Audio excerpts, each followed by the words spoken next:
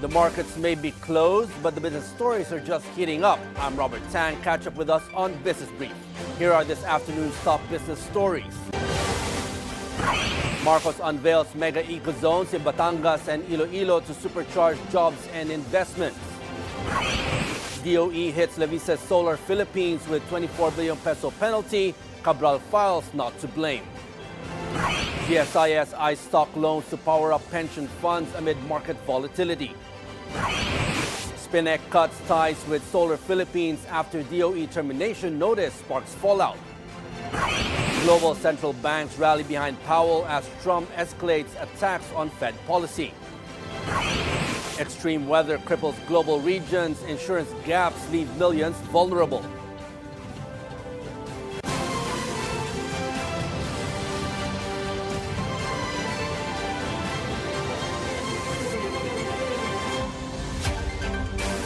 The trip is just 2 days long, but the impact runs deeper.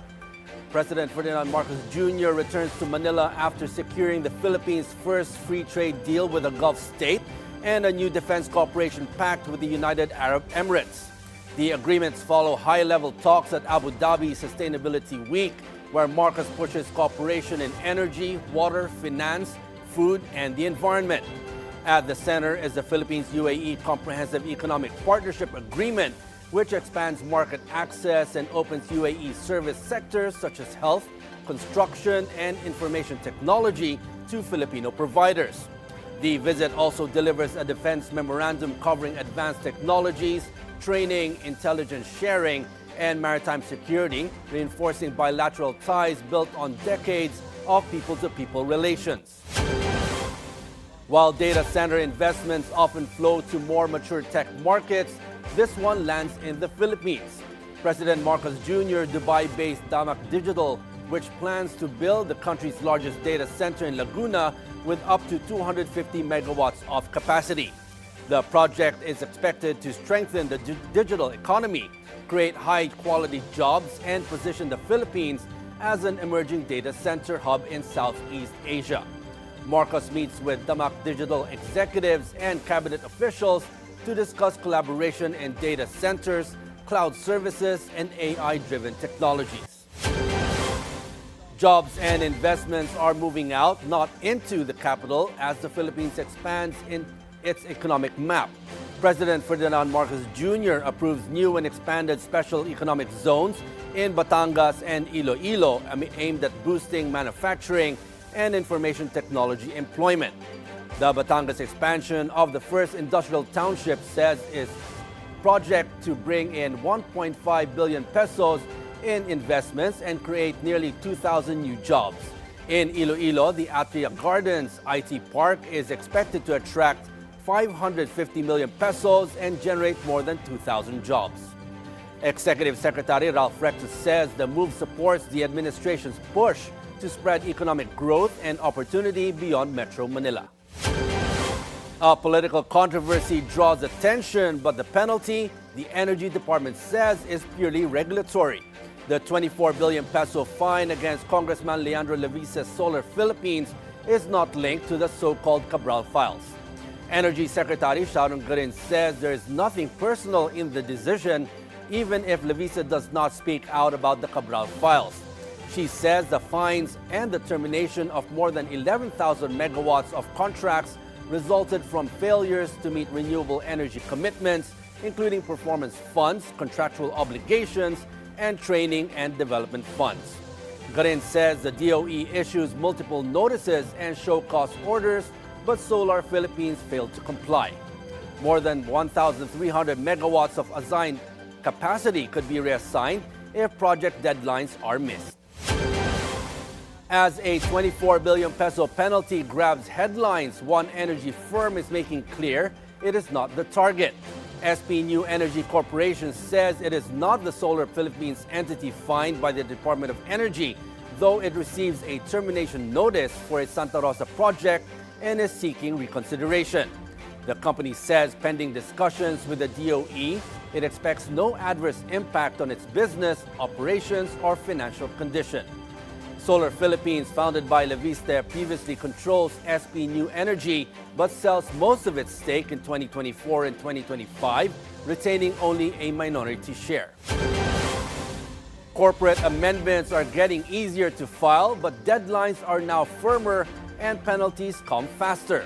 The Securities and Exchange Commission expands the use of its EMN portal for corporate changes while cracking down on late hard copy submissions under Memorandum Circular Number 3, Series of 2026. Under the new rules, filings once classified as simple are now treated as complex, while regular applications are reclassified as highly technical, a shift the Commission says is meant to speed up processing and align with the ease of doing business law. Simple processing is also expanded to cover more types of amendments, including corporate names, purposes, principal addresses, board composition, and selected bylaw provisions, with approved filings now issue digital certificates. The Commission warns that required hard copies must be submitted within 15 days or companies risk penalties of up to 5,000 pesos or the cancellation of applications. State pension funds are built for safety, but the government service insurance system is now looking at a careful return to stock market-linked loans. The government service insurance system says it is reviewing a proposal from the Philippine Stock Exchange to revive stock investment loans and offer new financial products with strong safeguards for members. Government Service Insurance System President Jose Arnulfo Wick Veloso says the program could give members more investment options and help support the local stock market, but any rollout will be slowly and phased. Licensed and accredited brokers will handle suitability checks, investment advice, and transactions, while the government service insurance system keeps control over governance, loan structure, and oversight. Loan limits and eligibility will depend on salary levels, year of service, and retirement savings, with clear disclosures on market risks. The pilot program is designed to link up with the personal equity and retirement account system and other tax advantage savings plans before any full rollout. What looks like a forced seizure, authorities says, is a by-the-book enforcement action. Customs and the ICI deny claims that 34 luxury cars linked to former Congressman Zaldi Co were illegally taken. The Bureau of Customs and the Independent Commission for Infrastructure say the operation followed proper legal procedures. They deny taking keys to 34 vehicles, calling the claim illogical and unsupported. Customs say only 8 of 9 luxury cars registered under Co, his wife, and SunWest Inc. were seized at a BGC condo over alleged import violations and unpaid taxes. The agency says body cam footage documented the entire operation. Climate change is costing more than expected, and Southeast Asia bears the brunt. Reinsurer Munich Re reports extreme weather caused $288 billion in disaster losses in 2025.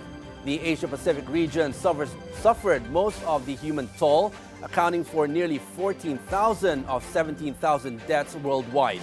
Severe flooding in Southeast Asia was the year's costliest and deadliest disaster. Losses in Asia-Pacific hit $73 billion, but only $9 billion was insured, leaving a protection gap of 92%. This underscores a growing business risk, climate-related impacts, limited insurance coverage, and larger financial shocks for unprepared industries. We're taking a short break. Stick around. We've got more stories ahead. You're watching Business Brief.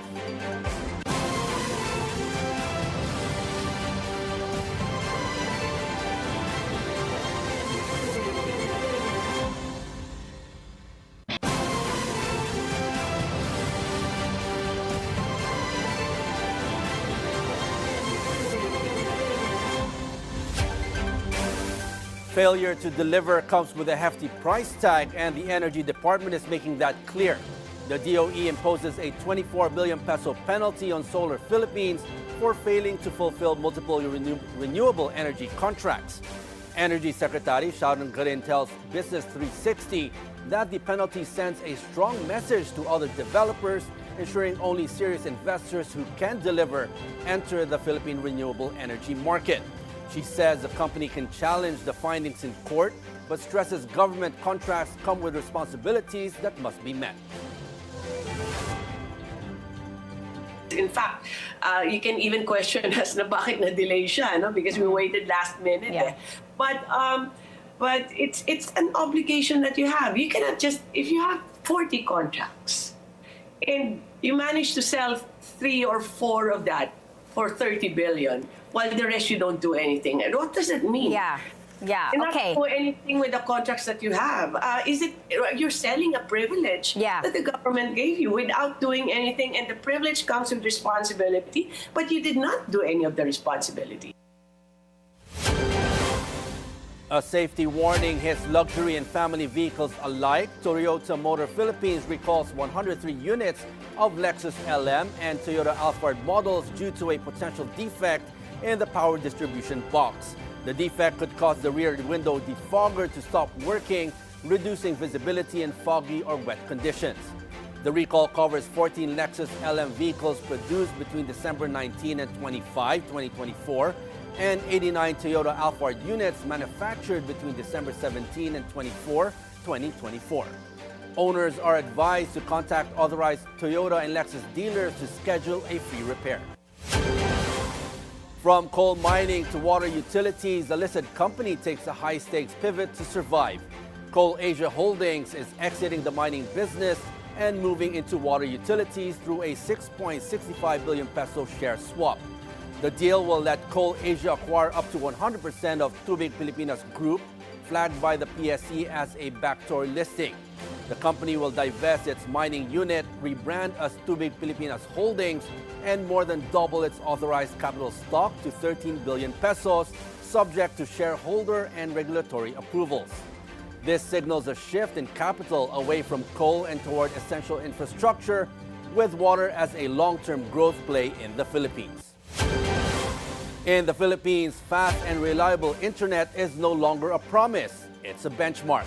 Converge ICT Solutions, owned by Bilyonaryo Dennis Anthony Uy, is named the country's fastest and most consistent broadband provider in the DICT's 2025 performance audit. Under the Oplan Bantay Cignal program, Converge achieves an average speed of 193.61 Mbps in Metro Manila based on nearly 700,000 speed tests. The report praises its top download and upload speeds, symmetric performance, and low latency of 10.67 milliseconds, optimal for real-time applications.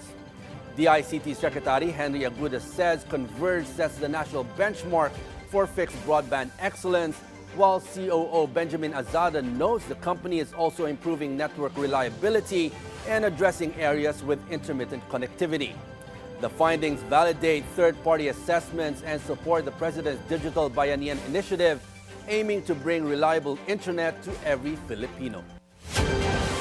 Japanese companies are taking design work out of the home market, and the Philippines is benefiting. Craner maker Tadano usually does its design work in Japan, but it is shifting part of that operation to the Philippines to support global expansion and boost sales across Southeast Asia. The new unit, Tadano Technology Philippines, opens in Makati in late February. It plans to hire local engineers and handle design and development work previously done in Japan. Backed by 64 million pesos in capital, the unit expects to employ about 20 people in its first fiscal year, mostly engineers. Tadano plans to double headcount by 2028 and use the Manila office to support overseas sales of truck-mounted cranes and aerial work platforms. A high-profile solar project delay is sparking concerns, and investors are watching closely.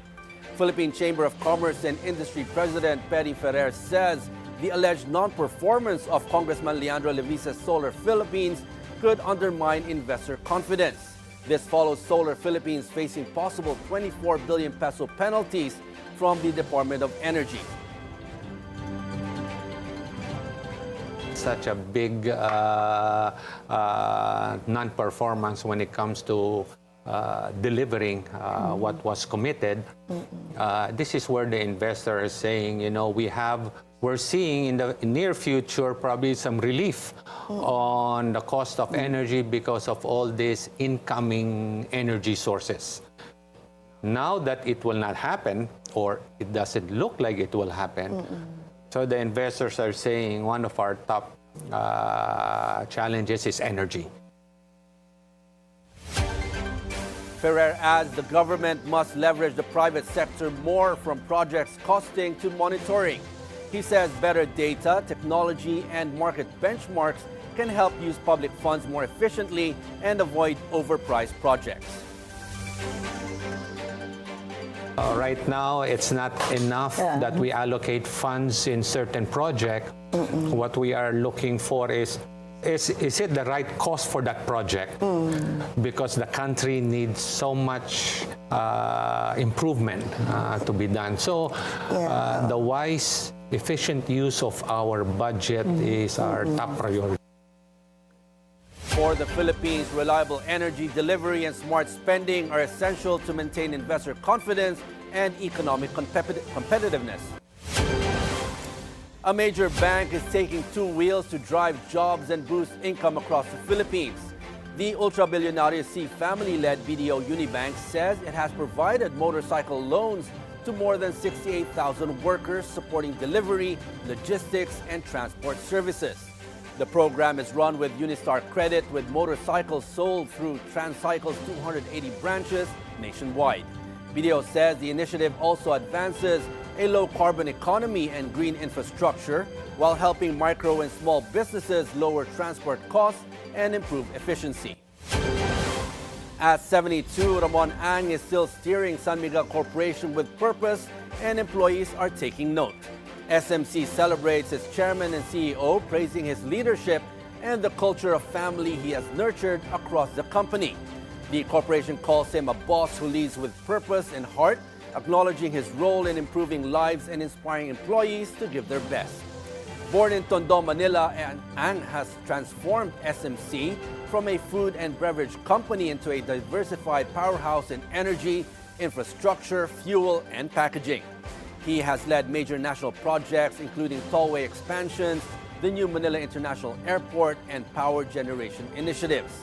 Ang's leadership also focuses on community care, including environmental projects like river rehabilitation through Better Rivers Philippines. When cell towers can't reach, connectivity comes direct from satellites.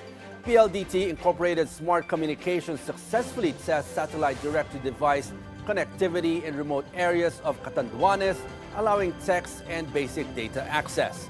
The trial, conducted with partner Link Global, aims to connect last-mile communities, provide digital access, and improve disaster response in rugged and typhoon-hit areas. Smart says it will expand testing across more locations and use cases, including maritime routes, ahead of a commercial launch next year.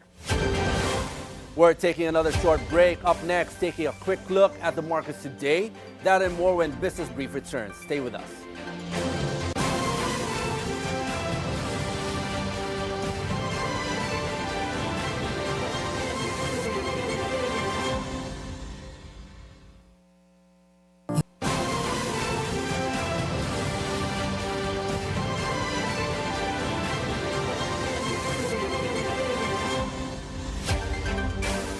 Asian shares trade mostly higher as Wall Street cools from recent record highs and political uncertainty lingers in regions including Iran. S&P, ASX, all ordinaries edges higher by more than 0.1%. Nikkei 225 gains 1.48%. HNX 30 jumps 1.25%. And Hang Seng climbs to 0.2%. KSE 100 drops almost 0.9%. Shanghai Composite falls over 0.1%. And other indices see modest gains. In currencies, the US dollar trades at 159.27 against the yen, 780 versus the Hong Kong dollar, and 129 against the Singapore dollar. It's also at 31.45 against the Thai baht, while the Australian dollar trades at almost 67 cents against the greenback. In commodities, gold edges up 0.8%, while crude oil prices show mixed moves. Bitcoin gains 0.4%, and Ethereum surges almost 4% in the cryptocurrency market. Philippine stocks drop for 2 straight days. The PSCI closes 0.3% lower to 63.89, but majority of the sectoral indices and higher, with mining and oil rising the most at nearly 2%. Decliners outpace advancers 97 to 95, with value turnover at 6.9 billion pesos. The day's most active stocks are mixed, with Ayala Corporation rising the most at over 3%. ICTSI fall the most at over 3%. And on currencies, the peso is currently trading at 59.41 against the US dollar, down from the previous close of 59.34.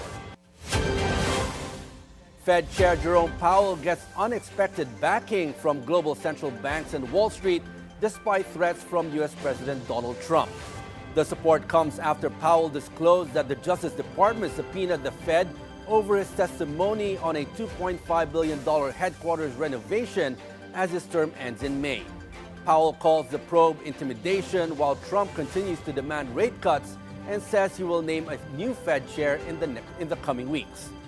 Global central bank leaders say Fed independence is crucial, keeping attention on the investigation and the future leadership of the U.S. Central Bank.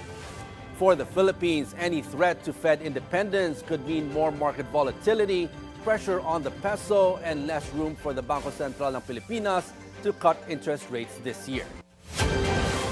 BTS is back, and this time the economic impact might outshine the music. The K-pop supergroup announces a 2026 to 2027 world tour covering 34 cities with 79 shows, its largest global run ever. Industry estimates put potential revenue at more than $1 billion, positioning BTS among the world's top grossing acts. Beyond ticket sales, the tour is expected to boost tourism, hotels, airlines, and local businesses as fans cross borders to attend. The scale also puts global ticketing, venue, and logistics systems to the test during a surge in live event demand. BTS's comeback shows how global entertainment now drives economic activity far beyond the stage. The Philippines is making waves in global tourism, but it's a small volcanic island, Camiguin, stealing the spotlight. The New York Times 52 Places to Go this year highlights Camigin's black sand beaches, hot springs, and lush mountains. The island is expanding infrastructure, including a widened 40-mile circular road and its first boardwalk in Mambajao to lure more visitors. Sports tourism is growing too, with swimming, running, and a new triathlon set for May. Tourists can sample local cuisine, visit cultural sites like the Sunken Cemetery, explore eco-farms, and join the island-wide Lanzones Festival.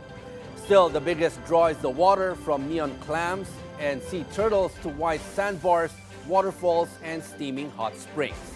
Camigin's rising profile signals opportunities in ecotourism, sports events, and infrastructure-driven growth beyond the usual destinations. And that's a wrap for today's Business Brief. I'm Robert Tan. Join us again tomorrow for the stories that help you plan your next big, bold business moves. Only here on BNC, the Bilyonaryo News Channel.